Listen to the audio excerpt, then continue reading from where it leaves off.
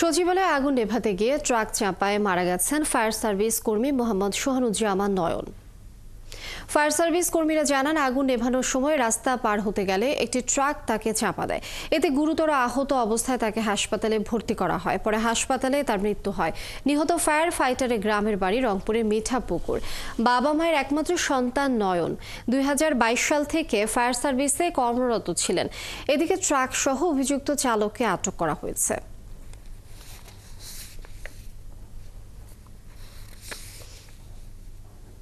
বেশিরভাগই ক্ষতিগ্রস্ত হয়েছে। 6, 7, 8, 9 আমাদের এখন কাজ চলছে। ফায়ার ফাইটাররা আগুন নিভানোর কাজ করছে। বাট এটার বেশি কারণ সম্ভবত ইন্টেরিয়র ডেকোরেশন ছিল এবং যে বিদ্যুৎ লাইন যেটা আছে, যখন এক জায়গায় আগুন ধরলে বিদ্যুৎ লাইনের মতো সব জায়গায় ছড়ায় পড়ে, এটা হতে পারে। বাট ইনিশিয়াল কারণ আমরা এখনো বের করতে পারি নাই। আমাদের আগুন নিভানোর পর আমরা যখন সব জায়গায় সার্চ করব, তখন হয়তো আপনাদেরকে একটা ধারণা দিতে পারবো। সচিবালয় থেকে রাস্তা পার হয়ে দিকে আসতেছিল, এই সময় একটা ট্রাক তাকে ধাক্কা দিয়ে তারে আহত করেন এবং পরে তারে হসপিটালে নেওয়ার পরে উনি শাহাদাত বরণ করেন, ইন্তেকাল করেন। আর এর সাথেও আরো 2-3 জন সামান্য আহত হয়েছে, তারা সবাই সুস্থ আছে। আমরা এখন ভিতরে কি হচ্ছে তা আমরা ভিতরে দেখব এবং পুরা সার্চ করার পরে কোনো কিছু পাওয়া যায় কিনা আমরা আপনাদের জানাতে পারবো। আর এটার ব্যাপারে আমরা একটা তদন্ত কমিটি গঠন করে দিচ্ছি। ক্যাবিনেট সেক্রেটারি অলরেডি ইনস্ট্রাকশন দেওয়া হয়েছে, হোম সেক্রেটারি অলরেডি ইনস্ট্রাকশন দেওয়া হয়েছে একটা তদন্ত কমিটি, হাই পাওয়ার একটা তদন্ত কমিটি করে দেওয়ার জন্য। দর্শক, আমরা আবারও সচিবালয়ে যাচ্ছি। সেখানে সহকর্মী রয়েছেন ইশতিয়াক ইমন, ঘটনাস্থল থেকে সরাসরি যোগ দিচ্ছেন তিনি আমাদের সাথে। ইমন, এর আগে আমরা দেখেছি স্বরাষ্ট্র উপদেষ্টা ব্রিফ করেছেন। তদন্ত কমিটি নিয়ে স্বরাষ্ট্র উপদেষ্টা কি বলছেন, আর ক্ষয়ক্ষতির বিষয়ে ফায়ার সার্ভিসই বা কি বলেছেন? উপদেষ্টা কথা বলেছেন কিছুক্ষণ আগে। তথ্য ডাক ও তথ্য ও প্রযুক্তি বিষয়ক উপদেষ্টা নাহিদ ইসলাম, যার দপ্তর বেশি ক্ষতিগ্রস্ত হয়েছে, তিনি সচিবালয়ের ভেতরে প্রবেশ করেছেন। আপনাকে একটু সচিবালয়ে প্রবেশ করার এখন চিত্রটি একটু দেখাতে চাই যে এখন যে সকল কর্মকর্তারা ভেতরে প্রবেশ করার চেষ্টা করছেন, তাদের আসলে একটি গেট দিয়েই প্রবেশ করতে হচ্ছে, 5 নাম্বার গেট।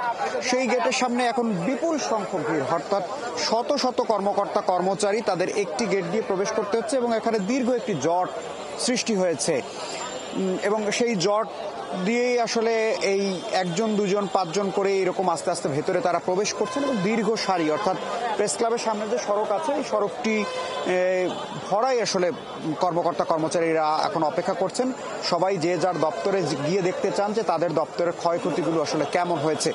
আমরাও ভেতরে প্রবেশ করব, আমরাও সেই আসলে এই চিত্রটির জন্য অপেক্ষা করছিলাম। আমরা ভেতরে প্রবেশ করব এবং সেখানে স্বরাষ্ট্র উপদেষ্টা রয়েছেন এবং উপদেষ্টা নাহিদ ইসলাম, দুজনই ভেতরে রয়েছেন।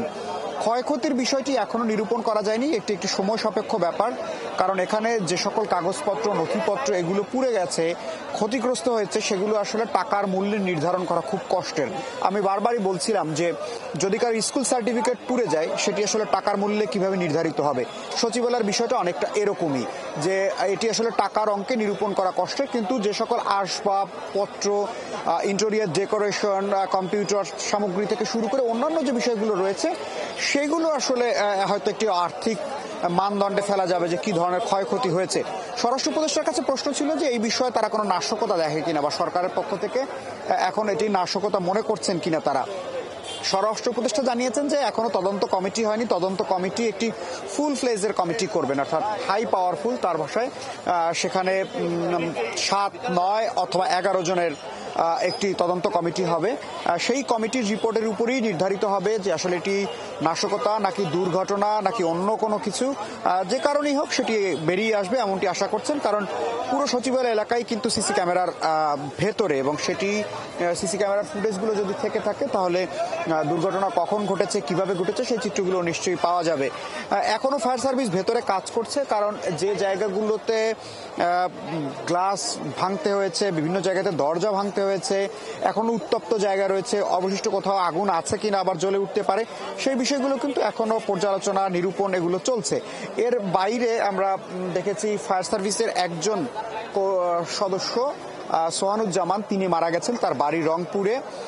তিনি মূলত রাতে যখন এই দুর্ঘটনার খবর পাওয়ার পরেই ফায়ার সার্ভিস প্রথম দফায় এসে পানির সংযোগ দেওয়ার চেষ্টা করে। গাড়ির সেই সংযোগ দিতে পাইপ নিয়ে যাওয়ার সময় রাস্তা পার হয়ে একটি চলন্ত ট্রাক এসে তাকে ধাক্কা দেয় এবং সেই ট্রাকের আঘাতে তিনি গুরুতর আহত হন। তাকে ঢাকা মেডিকেলে নিয়ে গেলে কর্তব্যরত চিকিৎসক তাকে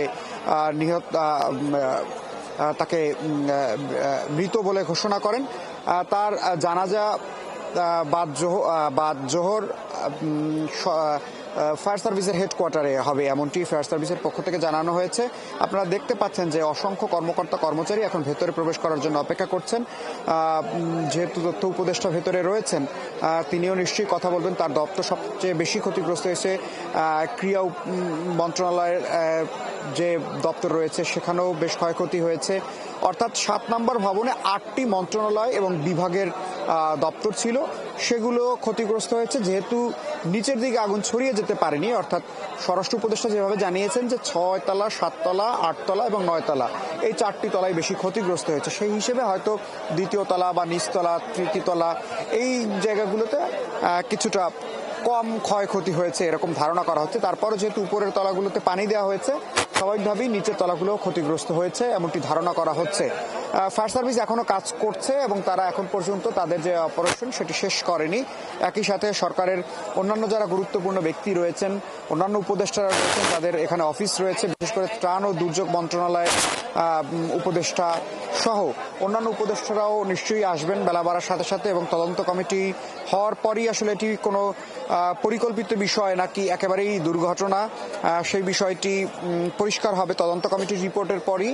কিন্তু এর আগে একটু বলে রাখি যে এরকম সরকারের একটি সবচেয়ে গুরুত্বপূর্ণ, অর্থাৎ প্রশাসনিক প্রাণকেন্দ্র বলা যায়, এটি বাংলাদেশের ফুসফুস বললেও ভুল হবে না, যে এই জায়গাতে এরকম দুর্ঘটনা একটি স্বাভাবিক এই যারা আছেন বাইরে সাধারণ মানুষ আসলে এটিকে নেহায়াত কোনো স্বাভাবিক ঘটনা হিসেবে দেখছেন না। কারণ এরকম একটি নিরাপদ জায়গা, সার্বক্ষণিক নিরাপত্তা থাকে, আইন শৃঙ্খলা বাহিনীর সদস্যরা থাকেন এবং ভেতরে ঢুকতে হলে আইডি কার্ড বা পরিচয়পত্র না দেখিয়ে ভেতরে প্রবেশ করা যায় না। এরকম একটি জায়গাতে এরকম একটি অগ্নিকাণ্ডের ঘটনা প্রতি মুহূর্তে আমরা দেখি যে সবকিছুই যাচাই বাছাই করা হয়, চেক করে দেখা হয়, ফায়ার ফাইটিং এর ট্রেনিং দেওয়া হয়, বিশেষ মহড়া পরিচালিত হয় যে সচিবালয়ে আগুন লাগলে কিভাবে রেস্কিউ করা হবে, কিভাবে নির্বাপন করা হবে।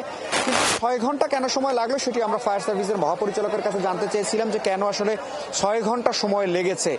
তিনি জানিয়েছেন যে উপরে যে ইন্টেরিয়র যে ডিজাইন ছিল বা ইন্টেরিয়রের যে কাজ ছিল, অর্থাৎ সৌন্দর্য বর্ধনের জন্য যে কাজগুলো করা হয়েছে সেগুলোর পাশাপাশি সবগুলো রুম ছিল অবরুদ্ধ, অর্থাৎ তালাবদ্ধ ছিল, কলাপসিক্যাল গেটগুলো তালাবদ্ধ ছিল, যে কারণে স্বাভাবিকভাবেই তারা ভেতরে কাজ করতে পারেনি। ধোঁয়ায় আচ্ছন্ন ছিল। প্রত্যেকটি ফ্লোরে ঢুকতে তাদেরকে তালা ভাঙতে হয়েছে, বিভিন্ন জায়গাতে গ্লাস ভাঙতে হয়েছে। গ্লাস ভাঙতে গিয়ে ফায়ার সার্ভিসের 2 জন কর্মী আহত হয়েছেন, তাদেরকে চিকিৎসার জন্য নেওয়া হয়েছে।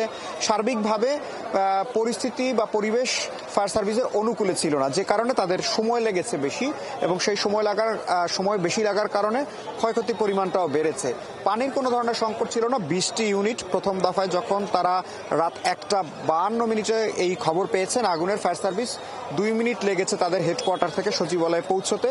তারা 1:54 অগ্নি নির্বাপনের কাজ শুরু করে। এরপরে তারা দফায় দফায় ইউনিট বাড়িয়েছে। প্রথমে 8 থেকে 12টি, অর্থাৎ 4টি ইউনিট বাড়িয়েছে, এরপরে আরো 2টি, এরপরে আরো 2টি, এরপরে আরো 2টি, অর্থাৎ 20টি ইউনিট যখন হয়ে গেছে তারপরে তারা পুরো 20টি ইউনিট কাজে লাগাতে পারেনি, কারণ সেই কাজ করার মতো যথেষ্ট জায়গা ছিল না, এমনটি ফায়ার সার্ভিস বলছে। কারণ 6 তলা 7 তলাতে যখন আগুন ছড়িয়ে যাচ্ছিল এবং ছড়িয়ে পড়েছিল তখন মূলত ল্যাডার দিয়েই তাদেরকে উঠতে হয়েছে এবং ল্যাডারের মাধ্যমে, অর্থাৎ বিশেষ যে যান যেটি আসলে 22 তলা পর্যন্ত উঠে অগ্নি নির্বাপন করা যায়, সেই ল্যাডারে আমরা দেখলাম যে সেই ল্যাডার দিয়ে 2টি ল্যাডার প্রবেশ করানোর ক্ষেত্রেও সচিবালয়তে কিছুটা বেগ পেতে হয়েছে ফায়ার সার্ভিসকে। কারণ ল্যাডারের যে উচ্চতা এবং সচিবালয়ের যে গেট, দুটি নিয়েই এক ধরনের জটিলতা ছিল যে ভেতরে ঢুকবে কিনা।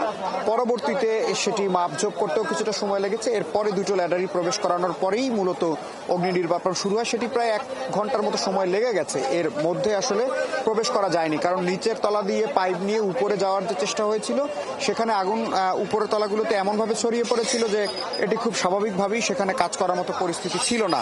অর্থাৎ অন্য ফায়ার ফাইটগুলো যেরকম আমরা দেখি এখানে সেরকম পরিস্থিতি ছিল না। একই সাথে রুমগুলো, ইলাস্ট্রিক্যাল গেটগুলো এগুলো অবরুদ্ধ থাকার কারণে বেশ বেগ পেতে হয়েছে। ভেতরের ক্ষয়ক্ষতির পরিমাণটি নিশ্চয়ই ফায়ার সার্ভিস আমাদেরকে জানাবে যে আসলে কি পরিস্থিতিতে তারা পেয়েছে, এখনো কি। ইশতিয়াক ইমন, আপনি সেখানে রয়েছেন, আপনি খবরাখবর রাখতে থাকুন, আমরা নিশ্চয়ই আরো তথ্য জানবো আপনার মাধ্যমে। দর্শক, সচিবালয়ে ইশতিয়াক ইমন সহকর্মী ছিলেন আমাদের সাথে যুক্ত।